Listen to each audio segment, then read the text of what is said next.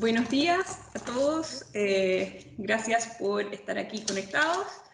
En nombre del Foro Chileno de Profesionales en Evaluación Educacional, o FEBED, le damos la bienvenida hoy día a Claudia Matus a esta conversación sobre evaluación en Chile. Particularmente hoy día vamos a estar hablando sobre evaluaciones internacionales y su relación con ciertas políticas nacionales. Claudia es profesora asistente de la Universidad de Santiago de Chile, es doctorada en estadísticas por la Universidad de Pittsburgh y también es asesora de la Agencia de la Calidad de la Educación. Muchas gracias, Claudia, por estar hoy día con nosotros. Muchas gracias por invitarme. Con placer. Entonces, simplemente empecemos con las preguntas. Nosotros tenemos muchas preguntas en relación a, de nuevo, evaluaciones internacionales y después cómo se relacionan estas evaluaciones con ciertas políticas nacionales. En particular, hoy día vamos a estar hablando un poco más sobre el área de matemáticas, porque este es el área de expertise de Claudia. Claudia, partamos con una pregunta muy básica. ¿A qué nos referimos cuando nos referimos con evaluaciones internacionales y en qué evaluaciones internacionales participa Chile hoy día? Las evaluaciones internacionales son estudios muestrales en general, es decir, no toman a toda la población, sino escogen a una muestra representativa y que quieren ahondar en algunos temas. Y uno de los focos, porque son internacionales, es porque quieren queremos saber cómo nos estamos poniendo con respecto a distintos tipos de países o distintas realidades. Eso es básicamente las pruebas internacionales.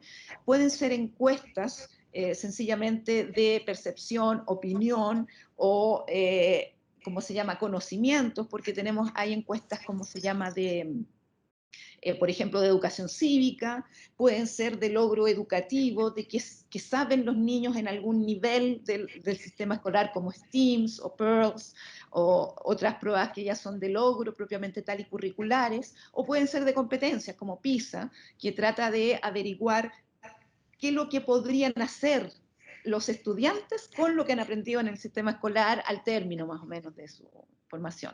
Esas son más o menos, pero el foco es como tener una idea de cómo estamos nosotros con respecto a algo que se pone en común, que es lo que se mide el instrumento, y cómo estamos en comparación con nuestros vecinos. Por ejemplo, hay pruebas latinoamericanas, hay pruebas mundiales y hay pruebas más cercanas. Bueno, Chile participa en bastantes pruebas internacionales a lo largo de todo participa buena parte en pruebas de logro, que son las que yo mencioné, TEAMS, PEARLS, se llama PISA, pero también en estudios de educación cívica, estudios de competencias, como se llama, digitales, estudios de cómo son las percepciones de los niños en algunas áreas. No participan todas las que hay, no participan todas las de la OECD, a pesar de que somos país OECD, pero es decir, entonces participamos bastante, pero por lo menos en la página de la agencia está detallada todas las pruebas en que participa Chile y que ha participado. Perfecto. Y yo creo que una pregunta que se me viene a la cabeza entonces es ¿cuál es el rol de Chile en todas estas evaluaciones? Vale decir, cuando uno participa en una evaluación internacional, ¿existe una coordinación entre la organización que está liderando la evaluación y el gobierno nacional, o bien esta organización externa llega al país y básicamente implementa todo simplemente si nos pudieras explicar un poco cómo funciona en la práctica esto y de quién es la responsabilidad, básicamente? Los estudios internacionales son estudios colaborativos. Es decir, en general hay un grupo de países o organización como la OECD, que Chile forma parte, en que decide, mira, sería interesante estudiar un aspecto. Y invita a los que quieren, porque no es decir, se supone que PISA es un poquito obligatorio, pero es hasta ahí, es obligatorio si uno paga. Es decir, no es, entonces, son todos esfuerzos colaborativos en el aspecto de que todos tenemos que comprometernos a colaborar para llevar a cabo esto. Uno tiene que comprometerse a poner a los expertos nacionales, tratar de contactarlos y que todos, es el grupo de países, el grupo interesado que lleva a cabo este estudio realmente. El compromiso, si uno se compromete a participar, bueno, se compromete, como yo decía, en varias áreas. En mi particularidad, yo justamente participo en el grupo directivo técnico de la prueba PISA, como todos los países que participan. Todos los países tienen su representante en este grupo y justamente tienen que aportar con su expertise técnica y sobre todo su óptica cultural propia para todos los instrumentos. Entonces, son más bien estudios colaborativos. Es cierto que entre los grupos, y sobre todo entre los que se comprometen a aportar recursos para hacer eso, tienen como la decisión de cómo se hace. Entonces, a veces otros países deciden solamente sumarse, y dicen no podemos, es decir, no tenemos las capacidades como para República Dominicana, pero, justamente, a veces dicen, mire, yo quiero participar, pero no tengo a veces esa capacidad para ayudarlos en esto, pero de todas maneras ellos participan en las reuniones y ponen sus puntos de vista y todo. Entonces, son trabajos colaborativos. ¿Cuál es el rol del gobierno? El rol del gobierno es poner a disposición el aparato del gobierno para esa parte técnica, diremos. Esa es la idea. O pedirles a las universidades. En algunos países esto se delega en universidades, en algunos aspectos, para que, porque el Estado no tiene la capacidad de contribuir técnicamente, entonces le pide a una universidad que actúe en su representación. Es decir, ese es más o menos el aspecto. Eh, no es una intrusión, porque todo, uno en el board, por ejemplo en PISA, tenemos, las decisiones se toman por consenso. Entonces hay que llegar a un consenso de qué es lo que se va a hacer, qué no se va a hacer, y a veces es bastante difícil. Y por eso hay que prepararlo con mucho tiempo. Son estudios que toman tiempo. No se puede levantar en un año. Típicamente un estudio requiere como 3 o 4 años para poder ser llevado a cabo, por todo esto. ¿Y de quién entonces? Y aquí hay una pregunta que nosotros como expertos en evaluación educacional nos interesa siempre el tema de la validez. Y entiendo entonces que el proceso de construcción y de implementación es un proceso colaborativo. Tengo algunas preguntas sobre eso que es obligatorio, pero por mientras referámonos al tema de lo colaborativo. Entiendo todo eso, pero después, cuando se valida, el instrumento se tiene que validar durante, pero también después de la aplicación. ¿Cómo funciona eso y cuál es el rol que juegan los gobiernos en particular? ¿Cuál es el rol que juega Chile en todo eso? Ya, a ver, como yo te decía, cada país se compromete a aportar con su experticia técnica también. Por ejemplo, en PISA eso está firmado. Usted tiene que aportar, usted tiene que opinar, usted tiene que decir. Eso, uno se compromete a eso. Y en general se trata de colaborar en la medida que uno pueda. No siempre solamente es dinero. Lo que pasa técnicamente es que en la mayoría de las pruebas internacionales estoy pensando un poco en PISA, pero también en TIMSS, se decide por consenso un grupo técnico experto, que es el referí, diremos, de técnico. En PISA es el Technical Advisory Group, que se elige entre todos los países, y todos los países tienen que estar de acuerdo, hay que presentar un currículum. Por ejemplo, te pueden pedir, oye, ¿estarías tú? A mí a veces me pidieron que estarías tú dispuesta a pertenecer. Yo dije, sí estaría dispuesta, pero no puedo porque yo represento a Chile, así que no puedo tener ese doble rol. ¿Cómo se llama entonces? En general son académicos, son gente que trabaja en el área, son expertos de todo tipo.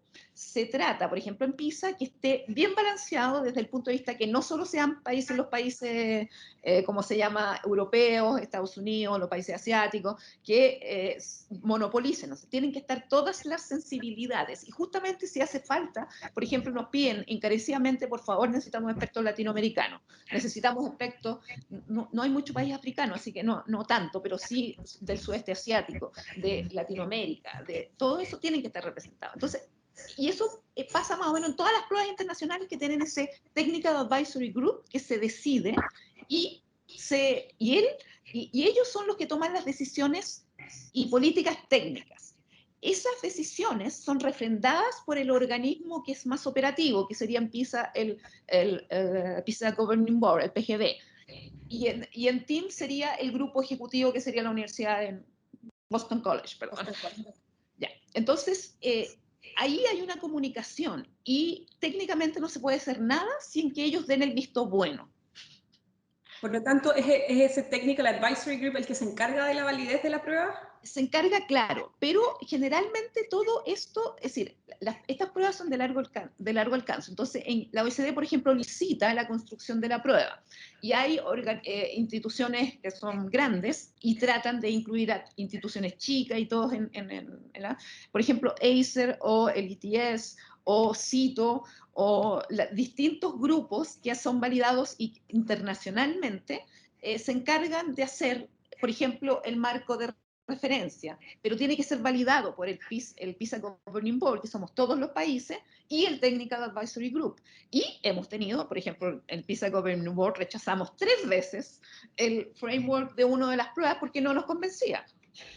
¿Ya? Es decir, eso es, y eso sucede más o menos en todas las pruebas. Entonces, es un organismo externo al que quiere implementar, al que hace las preguntas, el que valida. Fuera de que existen las validaciones lógicas, técnicas que se sabe que se tienen que hacer, una prueba piloto, todo lo psicométrico, eso está y tiene que ser muy transparente para todos los países. Yo siempre pido que me manden todo, es decir, no todos los miembros del Governing Board revisan porque no todos son estadísticos, tienen otro tipo de formación, entonces, pero siempre se revisa. La validez está cautelado por un organismo externo que se ha decidido, es como un referato, diremos. Perfecto. Es una cosa así. Muchas gracias por esa respuesta. ¿Te parece si pasamos ahora un poco al tema de las matemáticas propiamente tal?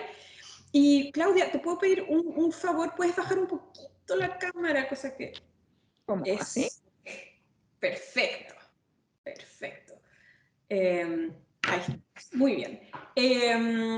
Pasemos al tema de las matemáticas. Chile, entiendo, participa de evaluaciones como TIMSS o como PISA, que tienen un componente de matemática, que a veces tienen un foco en matemáticas, pero también existen evaluaciones como TALIS, que son un poco menos conocidas. ¿Nos podrías hablar un poco de ese tipo de evaluaciones y qué tipo de información proveen en relación a las matemáticas? Bueno, TALIS es de profesores. Uh-huh. Y es una encuesta, no es una prueba. Es una encuesta donde se le pregunta a los profesores acerca de su, ¿cómo se llama? Eh, Trabajo en clase. Tiene distinto, como todas las pruebas uno no puede preguntar todo, entonces tiene focos en algunas áreas. Por ejemplo, TALIS, la próxima TALIS era sobre bienestar del profesor. Tanto bienestar laboral como bienestar psíquico, como bienestar físico. Entonces, tiene focos, diremos. Entonces, pero trata de, y por supuesto también tiene indicadores que son permanentes para tratar de monitorear cómo está la situación. PISA también tiene algunos indicadores permanentes que son de algún tipo de bienestar, de cómo, es decir, de algunas áreas que es la gente que quiere tomar la información ha decidido que es información relevante. Bueno, hay que decidirlo. Todo eso se decide en el grupo cuál es la información relevante que se va a recoger. Ya, TALIS es uno, y por ejemplo tuvo algo muy interesante que fue de un TALIS video, que se grababan los profesores haciendo una clase de matemática, una clase de... y eso fueron poquitos países los que participaron, y Chile participó en eso. Porque son estudios costosos también, ¿eh? No es... Y además, en el campo de los profesores, tener que sea válida y representativa la muestra es sumamente difícil, porque es difícil justificar por la forma de sacar, por la forma de seleccionar, que tiene que ser seleccionado por un organismo externo al país, la muestra, para que los resultados sean representativos y técnicamente válidos y confiables. Entonces, el TALIS es una encuesta bastante, pero sigue siendo una encuesta entre comillas, autoaplicada por los profesores. Entonces, tiene todos los problemas de las encuestas autoaplicadas, de que a veces puede haber desheredabilidad social, a veces también tiene un componente cultural, porque los profesores, es decir, siempre digo, los asiáticos son súper flagelantes. Ellos nunca saben nada, ¿no? Siempre se sienten muy, muy poco seguros en algunas cosas y les va bien. En cambio, los latinoamericanos, algunos latinoamericanos son un poquitito más, no, si yo siento súper bien, si yo paso todo, estoy re bien. Los resultados a veces no son tan consistentes. Entonces, existen grupos culturales, diremos, para decirlo de una manera ambiente, que hay que tomar en cuenta en eso. Entonces, ese tipo de estudio es súper valioso, pero también hay que tomarlo como son. Es decir, no es uno puede decir que es el instrumento lo más objetivo y válido posible, pero de todas maneras está permeado culturalmente por las respuestas y por todo. Se trata de hacer de muchos estudios técnicos, de hecho se hacen seminarios acerca de la invarianza, es decir, que la pregunta signifique lo mismo en todas las culturas, porque eso ya es difícil. Entonces, bueno, todo eso. Existen, bueno, TALIS es muy bonito, también participamos nosotros en TEDS, que es un estudio de profesores de educación básica y básica y básica un poquito grande, es decir, el middle school, que lo llaman más o menos, que no es la educación como media, pero, y ahí también, por ejemplo, fue de matemáticas, es decir, pero algunos de esos, TALIS es por lo menos más permanente en el tiempo. Han habido algunos estudios y otros no, algunos participamos y no. Bueno, en matemáticas nosotros tenemos un problema de conocimiento de nuestros estudiantes. Eso es lo que nos preocupa. Como a mí personalmente como académica y como también yo participo en un programa de formación de profesores que hay que tratar de afrontarlo, porque comparativamente no tenemos los mismos resultados que tenemos en lenguaje. En lenguaje, comparativamente, tenemos mejores resultados de lo que tenemos en matemáticas, y eso es problemático. Pero ahí te estás refiriendo entonces a la parte, como dijiste, a los estudiantes. Básicamente, a los estudiantes, si uno toma una prueba como Teams, perdón, bueno, Teams, Peers son diferentes. Hablemos de PISA. Si uno toma una prueba como PISA y uno ve el resultado relativo de un estudiante chileno en lenguaje, eso va a tender a ser mejor que el resultado mejor que chileno en matemática. Entonces, y esta es una pregunta que yo creo que mucha gente tiene, es ¿de qué forma? Porque podemos aprender eso. Hay personas que dicen no necesitamos participar de una prueba sumamente cara y larga como para saber esto. Sabemos más o menos que Chile tiene ciertas... que el achievement en matemática de los estudiantes chilenos a veces no es el más alto. ¿Qué se gana participando de estas evaluaciones, particularmente de evaluaciones como PISA o como TALIS o como TEDS? ¿Y cómo podemos usar, cómo se usa esta información? ¿De qué forma se puede usar esta información como para informar políticas nacionales? Mira, uno gana mucho en estas pruebas internacionales. La primera parte, lo evidente, es que uno gana experticia para tu propio funcionamiento. Es decir, la agencia y lo que era el Ministerio de Educación se pegó un salto cuántico desde el punto de vista técnico, de calidad, cuando empezaron a participar en las pruebas internacionales y el CIMSE antiguo, que era porcentaje de respuesta correcta y que tenía no muy válido su instrumento, fue una diferencia cuántica desde el punto de vista técnico propiamente tal, porque te abre las ventanas, la posibilidad de participar en todos estos grupos técnicos y que comparten la información, porque esa es la forma, es sumamente importante técnicamente ya. Entonces, dejando eso de lado, es claro, uno puede decir, nosotros sabemos que saben poco matemática, pero ¿cuán poco saben? Tenemos que poder dimensionar la brecha que tenemos si queremos pegar un salto, es decir, tenemos que poder fijar objetivos. Cuando el problema del CIMSE solo, diremos, es que, claro, los particulares pagados, ok, son los mejores, diremos, es decir, estoy siendo muy, muy esquemática, y ellos les va re bien. Pero si uno ve el resultado de los particulares pagados con respecto al mundo, se da cuenta que la enseñanza que ellos están dando es de la mitad o menos de lo que se enseña en un país de ingresos relativamente similares a Chile. Entonces, hay algo raro. No podemos, si no participamos en una prueba internacional, si solo nos miramos el ombligo a nosotros, podemos estar pensando que esto lo estamos haciendo bien. Claro, relativamente algunos lo harán estar haciendo bien, pero eso no lo están haciendo bien si es que pensamos que nuestros estudiantes se van a enfrentar a desafíos más globales o que, o que pretendemos nosotros ayudar o por ejemplo, seguir tratar de desarrollarnos más. Entonces, evidentemente, las pruebas internacionales nos sirven para ponernos en el lugar donde podemos estar. Claro, por supuesto que sale a veces un poquito defraudante, porque uno piensa que lo hizo, pero si uno ve la evolución, eso te ayuda también a colocarte metas más razonables, esperables y alcanzables, y poder establecer políticas para eso, porque en todas estas pruebas se establecen qué es lo que debiera saber un estudiante X, o qué es o a una cierta edad, qué es lo que debiera conocer y ser capaz de hacer, que es lo más importante. Entonces, para tener mejores profesionales tenemos que tener mejores estudiantes. Para tener mejores resultados económicos tenemos que tener mejores profesionales. Es decir, todo es un continuo. Es decir, si no participáramos en las pruebas internacionales, no nos veríamos como estamos. Eso le pasó a Alemania. Alemania pensaba que estaba súper bien y se dio cuenta que tenía un grupo muy grande de estudiantes alemanes que se estaban quedando atrás. Claro, algunos buenos le iban bien, pero tenían problemas y eso lo están atacando, es decir, lo han atacado. Y eso es la gracia de las pruebas internacionales, que te colocan en contexto.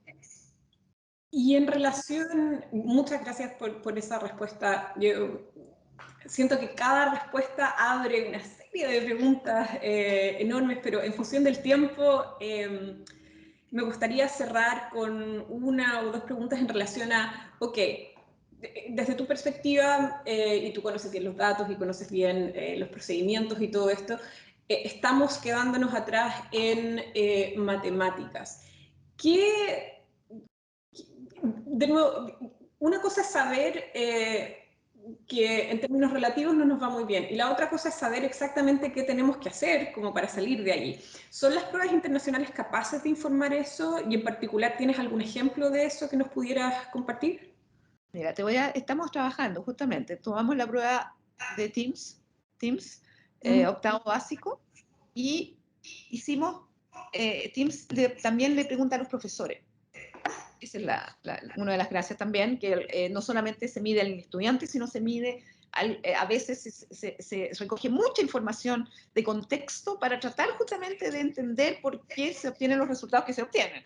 Entonces, en una de esas partes, que no, por ejemplo, en PISA es optativo, pero en TIMSS no es optativo, es obligatorio, que se le pregunta al profesor del grupo que va a dar la prueba. Y se le preguntan cosas, qué sé yo, cómo se siente, qué sé yo, su formación, un montón de cosas, pero también se le pregunta acerca de la percepción que tienen sobre estos estudiantes que dan la prueba. Y fue está haciendo, es un estudio que está llevándose a cabo, que nosotros nos hemos dado cuenta que la percepción que tienen los profesores, por ejemplo, de ciencias, con respecto a sus estudiantes, es distinta, son los mismos niños, que lo tienen los profesores de matemáticas. Entonces, por ejemplo, estoy diciendo cosas que uno podría pensar objetivas. Decir, oiga, usted piensa que en el grupo que dio la prueba, el hecho que los estudiantes lleguen sin comer, sin tomar desayuno, o que provengan, no manejen bien el lenguaje, que tengan otro lenguaje, o que una serie, estoy colocando lo que es menos conflictivo, ¿cómo se llama?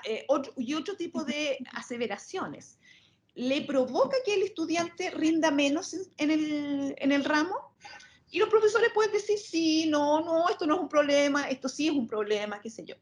Los profesores de matemática que decían que era un problema, íbamos a los resultados de sus estudiantes, y no había diferencias significativas entre los que decían que era un problema y que no era un problema. Es decir, no tienen una percepción clara. En cambio, los profesores de ciencias, cuando decían que era un problema, efectivamente se veían los resultados, significativamente. Entonces, ahí hay algo que la prueba internacional nos está abriendo los ojos, que parece que tenemos que hacer que los profesores de matemáticas sean un poquitito más sensibles a lo que los requerimientos de los estudiantes, establecer políticas públicas, guiar un poco también la formación de profesores. Yo honestamente pienso que uno de los problemas que tiene nuestro resultado en matemática es que la formación de profesores de matemática se ha quedado, por experiencia propia, un poquitito atrás con respecto de lo que es la formación de otro tipo de profesores, aunque sea una misma universidad, aunque sea una misma, un mismo, ¿cómo se llama?, currículum, diremos, la forma en que los profesores de lenguaje han adoptado la información que nosotros le hemos entregado en las pruebas internacionales ha sido un poco distinta de cómo los profesores de matemática parece que la están, como se dice, y los centros formadores de profesor, que eso es lo que a mí más me preocupa, como que digieren de distinta manera esa información. En lenguaje, los profesores, por experiencia propia también, porque trabajo con ellos, se dieron cuenta de que aquí lo que importa es que comprensión lectora. Eso es como la llave para todo el resto después.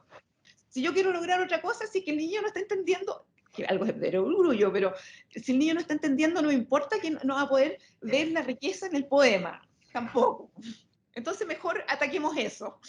Y puede ser es decir, puede ser más sencillo en un área que en otra. En matemática puede ser porque hay muchos contenidos, hay muchas cosas, pero es decir, claro, es decir, puedo encontrar distintas soluciones. Pero yo creo que en ese caso particular, las pruebas internacionales nos están dando cuenta de que el accionar a veces nos damos cuenta de que, y en otros países eso no pasa. Y en otros países, porque como tenemos los datos de los otros países, nos podemos comparar, bueno, ¿y qué está pasando en Uruguay, por ejemplo? ¿Qué está pasando en realidades que son similares a las nuestras? No voy a comparar con Nueva Zelanda, no me voy a comparar con, es decir, la formación de profesores en Finlandia, no, eso es... Pero con Uruguay debiéramos poder compararnos. Claro. Bueno, Claudia, muchas gracias por tus respuestas y por tu tiempo. Quisiera darle las gracias también a las personas que hoy día atendieron esta entrevista. Vamos a estar subiendo esta entrevista a nuestro sitio web, como dijimos, y nada, muchas gracias. Estuvo muy interesante la conversación. Gracias por la invitación de nuevo, porque siempre hay que hablar de estos temas. Es bueno que se hable. Exactamente.